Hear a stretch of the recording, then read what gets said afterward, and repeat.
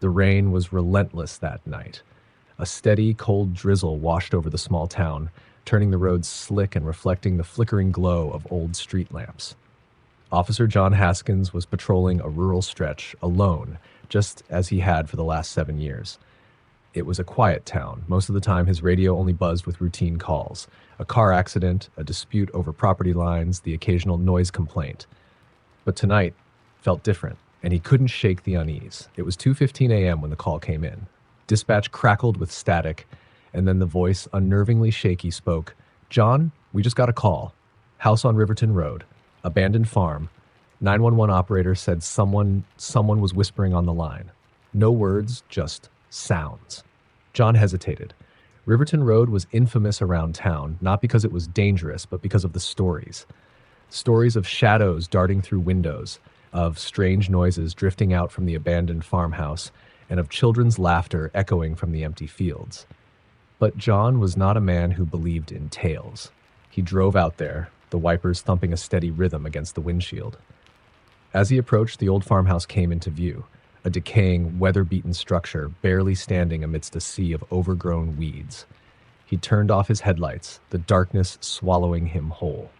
There was no sign of life, no movement, just the steady beat of rain. He stepped out of the car, flashlight in hand, and called in his position. There was only static in response. He felt the chill then, not just from the cold, but a creeping dread. He moved toward the house, each step heavy, his boots squelching in the mud. The front door was ajar, swinging lazily on rusted hinges. It let out a low groan, almost a warning, as he pushed it open. Inside, the air was thick with dampness and rot. His flashlight beam swept over the ruined living room, dusty furniture draped with sheets, and broken floorboards gaping like jagged teeth. That's when he heard it, a faint noise upstairs. It was the whispering. He froze, listening. The sound grew louder, a soft, indecipherable murmuring, like someone speaking from behind a wall. He should have called for backup, should have turned and left, but the voice pulled him in. He moved toward the staircase, the steps creaking loudly beneath his weight. As he reached the top, the whispering abruptly stopped. The silence was more unsettling than the noise. There were 3 doors in the hallway, each identical, each leading into darkness. He chose the door on the left. It opened easily, revealing a child's bedroom.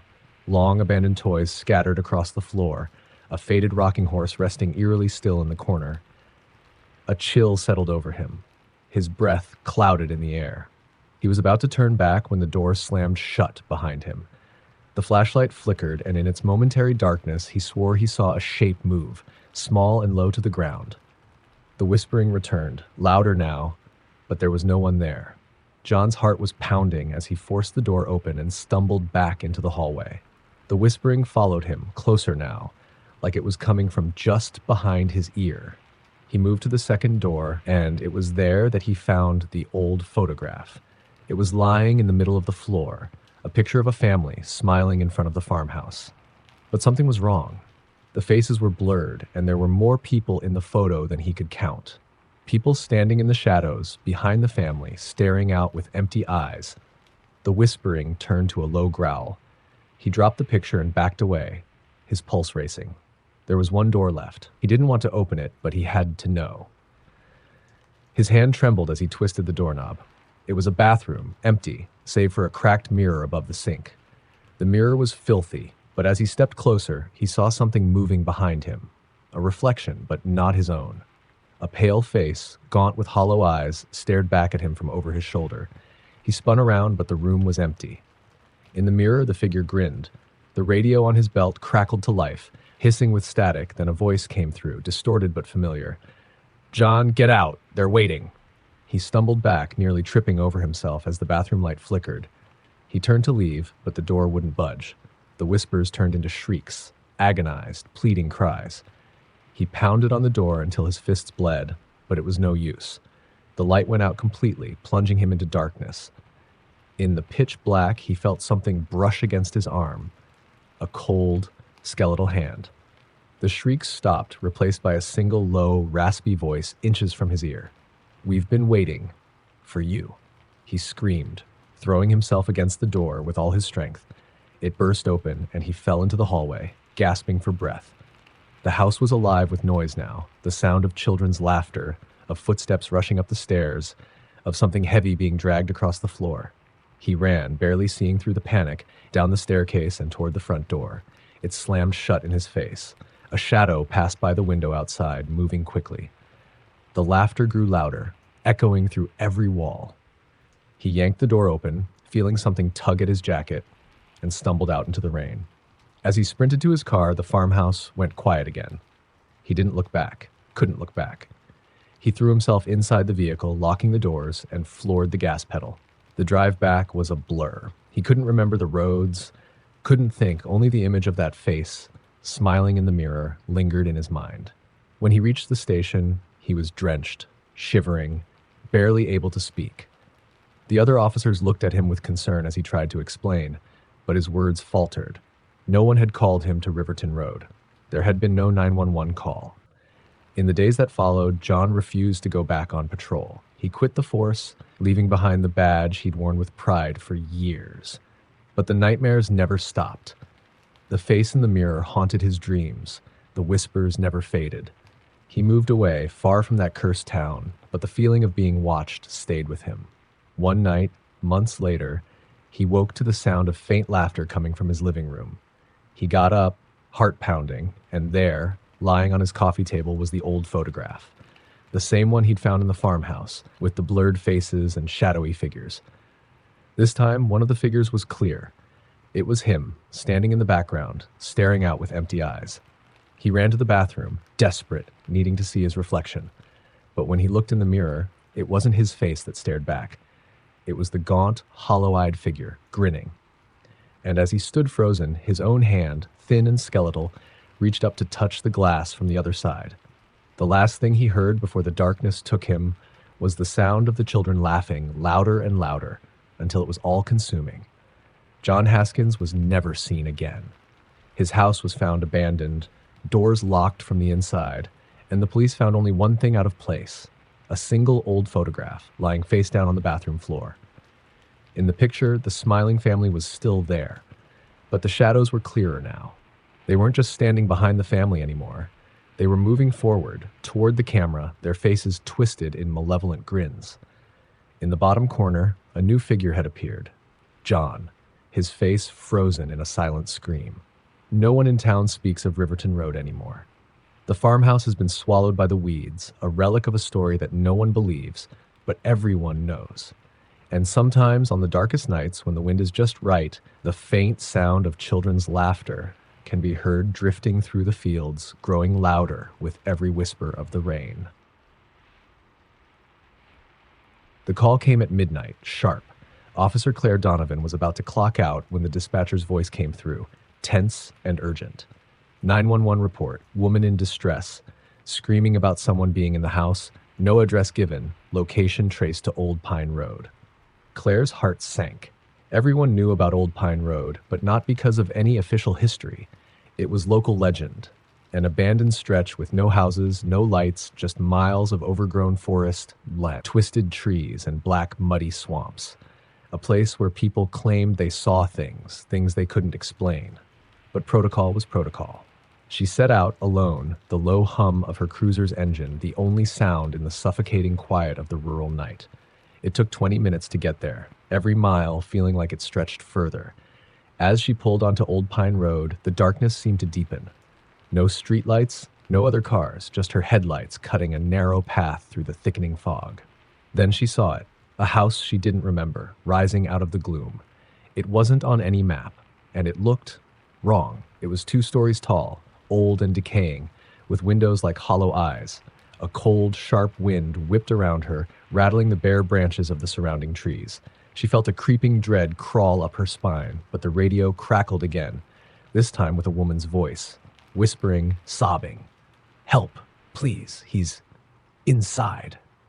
The voice was almost unintelligible, but it was enough. Claire stepped out of the car, gun in one hand, flashlight in the other.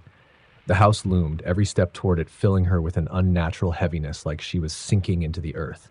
She hesitated at the front door, which hung slightly open as if inviting her inside. She pushed it wider, and the hinges creaked so loudly it felt like a scream in the stillness. Inside, the air was freezing. A rotting smell hit her nose, a mixture of mold and something far worse. The flashlight beam swept across the entryway, revealing an old, crumbling staircase and walls with peeling wallpaper. Something was off about the dimensions. It felt too big, like the house was stretching, warping around her. She moved forward slowly, the floorboards groaning beneath her weight. She called out, "Police, is anyone here?" Her voice echoed, swallowed by the house. There was no reply, just a low, barely perceptible rustling from somewhere deeper inside. She followed the sound to a living room where a fire was burning in the hearth, impossible given the state of the house. The flames crackled and cast long, dancing shadows on the walls. She could have sworn one of the shadows moved on its own, slithering along the wall, watching her. Then she heard it, a thud from upstairs, followed by the unmistakable sound of footsteps. Slow, dragging, as if someone were limping across the floor. Claire's heart pounded in her chest, but she forced herself to move, step by step, up the creaking staircase. Halfway up, she stopped. A figure was standing at the top, barely visible in the darkness. A woman, hair hanging in front of her face, wearing a pale, dirty nightgown. "Ma'am, stay where you are," Claire shouted, but the woman did not move. Her head hung low, and the ragged strands of hair shifted as if there was a breeze that only touched her. Claire's flashlight began to flicker, the beam stuttering and dimming. She tried to move forward, but the steps seemed to go on forever.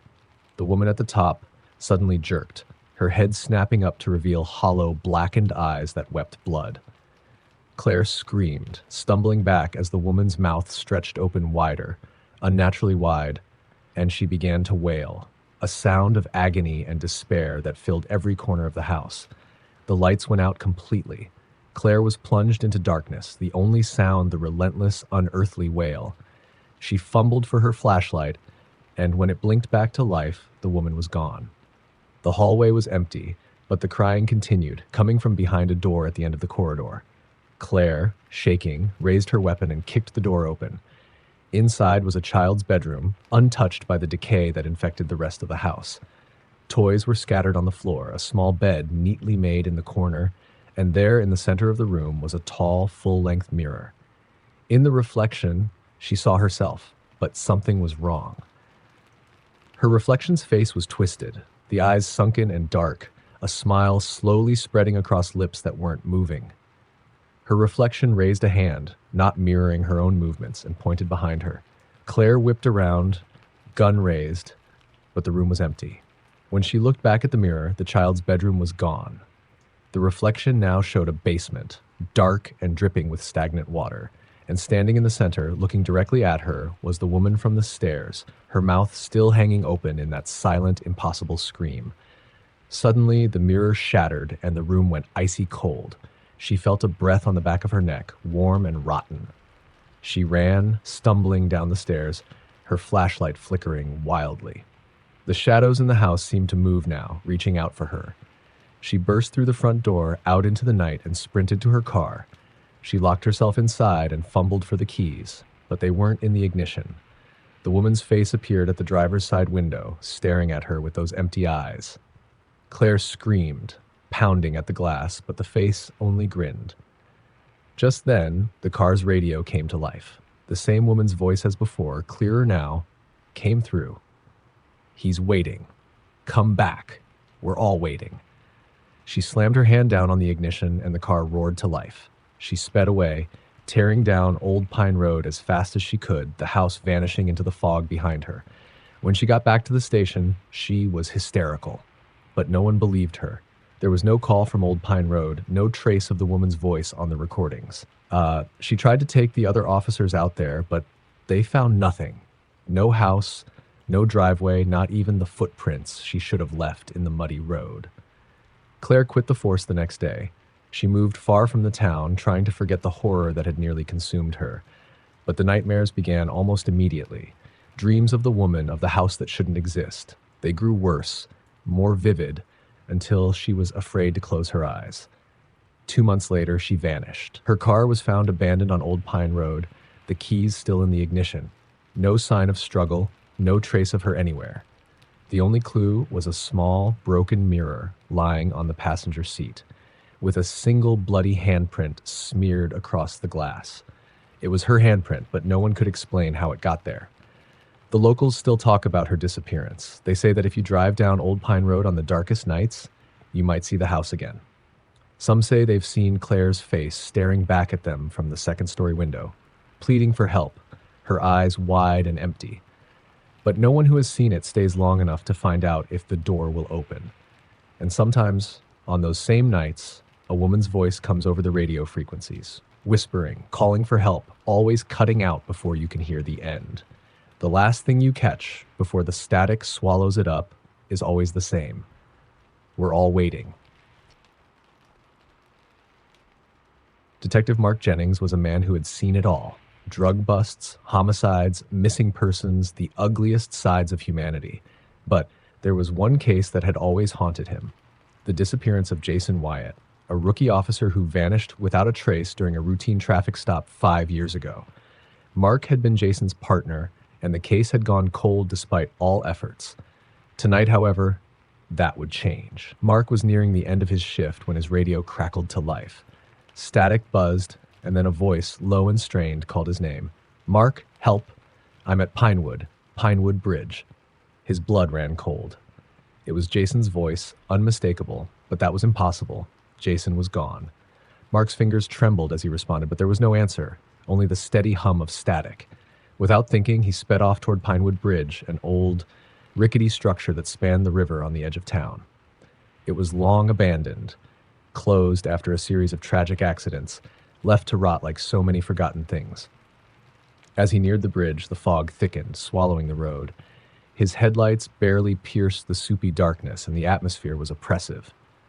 The trees on either side seemed to lean inward, branches twisting like skeletal hands, reaching for the car. He parked at the bridge's entrance, the beams creaking under a cold, still wind that seemed to come from nowhere. He called dispatch, but his radio was dead. Just like the first night Jason went missing.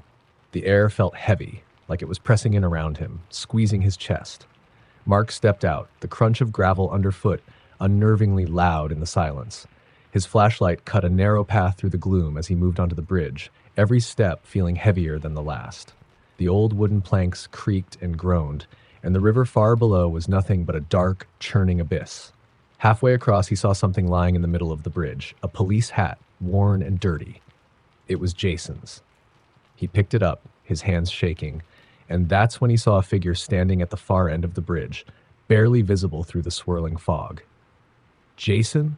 he called out, his voice sounding small in the vast emptiness. The figure didn't move, but Mark could feel its eyes on him, watching. He moved closer, the fog thickening with every step. It was Jason. He was sure of it, but something was wrong. His partner's face was pale, almost translucent, and his eyes were hollow, lifeless, like two dark pits. Jason raised a hand, pointing back toward the river, and Mark heard it then, a faint, barely audible scream rising from the darkness below. "Help me," Jason's voice whispered, though his lips never moved.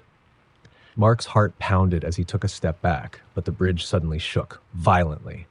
Wood splintered, and he stumbled, catching himself just in time. The scream grew louder, now a chorus of voices rising from beneath the bridge, all crying for help, pleading, begging. The flashlight flickered, casting strange, writhing shadows across the fog, and then he saw it. A face, white and distorted, pressing up through the gaps between the planks. Another face followed, then another. Hands clawing at the wood from below, fingers twisted and skeletal. Mark's breath hitched as Jason's figure began to move, slowly drifting toward him, feet not quite touching the ground.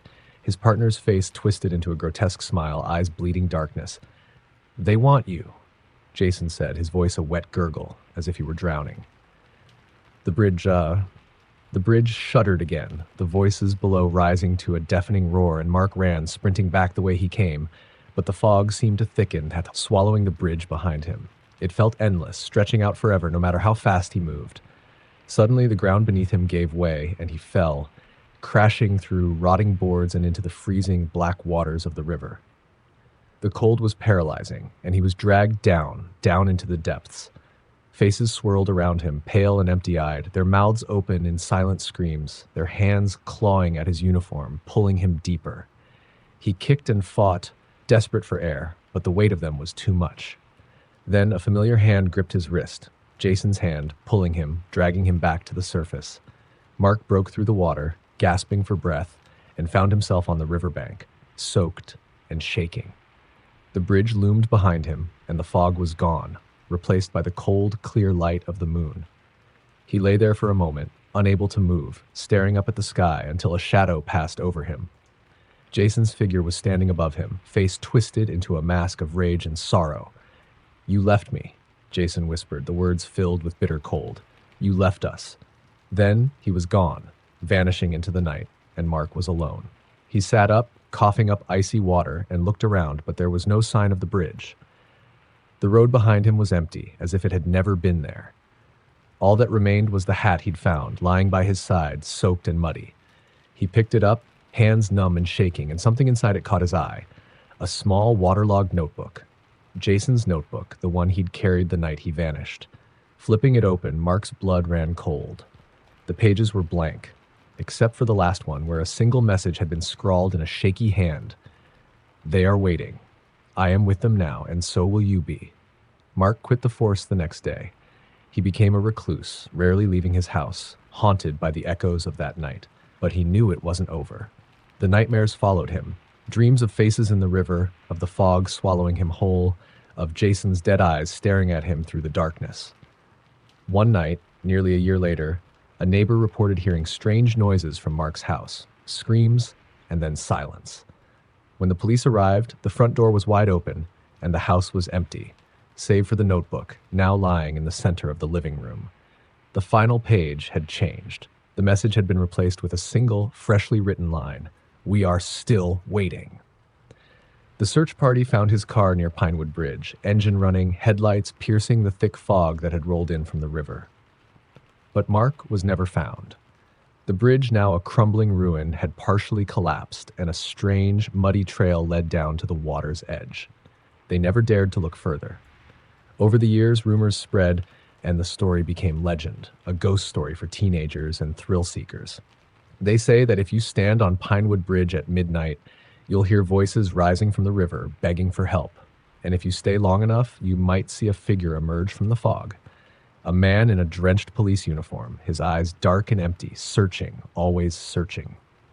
But the bravest know not to get too close, because if you do, you'll hear him speak, and he'll ask you the same question every time.